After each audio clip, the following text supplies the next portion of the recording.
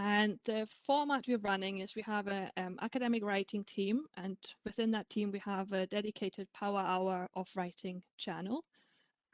We are scheduling 2 sessions per week, and I'll tell you in a little bit what those sessions look like. And we do schedule them via the channel, which means people who are part of the team but not in the channel, as far as I understand it, if they hide the channel, they won't get the notifications.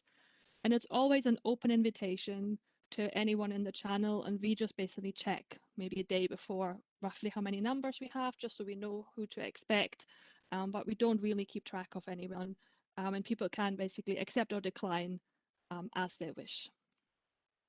So even though it's called the Power Hour, it is actually 80 minutes because we do have to allow for kind of a check-in and a follow-up.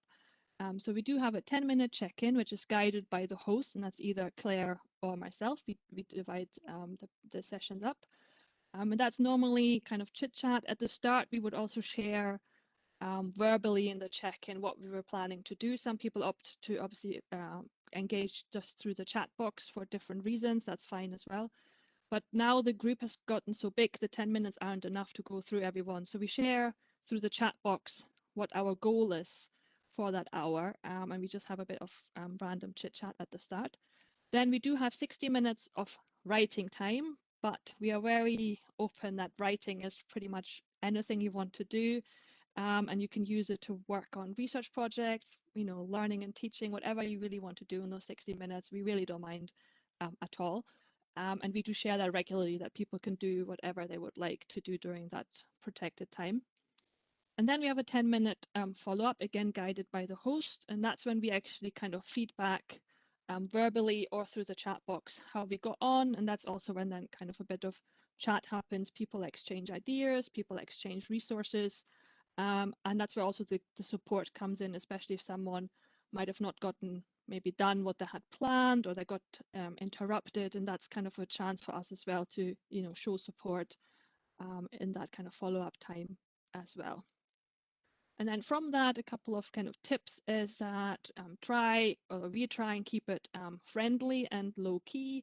We regularly ask people to share kind of gifts of their day, or if we're having a double Power Hour. So when we run 2 sessions back to back, it's normally on a Friday. We'd be like, find a gift that represents your week, just to add a little bit of kind of fun into this as well. There shouldn't be kind of work, even though that's what some people obviously use this time for. 2 hosts are actually ideal. We found, obviously, if you want to run more sessions, you probably have to up how many hosts you have, but that just means we only have to kind of do 1 as a host, because even though I think we're sometimes too ambitious and think we can host and write, but with having an eye on chat box and finding resources and things like that, it's not always possible. So having a session that you can attend as a writer is just as valuable. So I think 2 people is quite good for this one. And also make sure you give people time to get used to the format. So we made a great effort into, so we always share during the writing time, we share slides to show people, where the chat box is. We repeat the invitation every single time to repeat the, the 10 minutes check-in, 60 minutes writing, 10 minutes follow-up, just so when we have new people coming, they know what to expect. And if we do realize there's someone who's not been before, we always take the 10-minute check-in to kind of do a run through as well, so they know what to kind of expect from that session.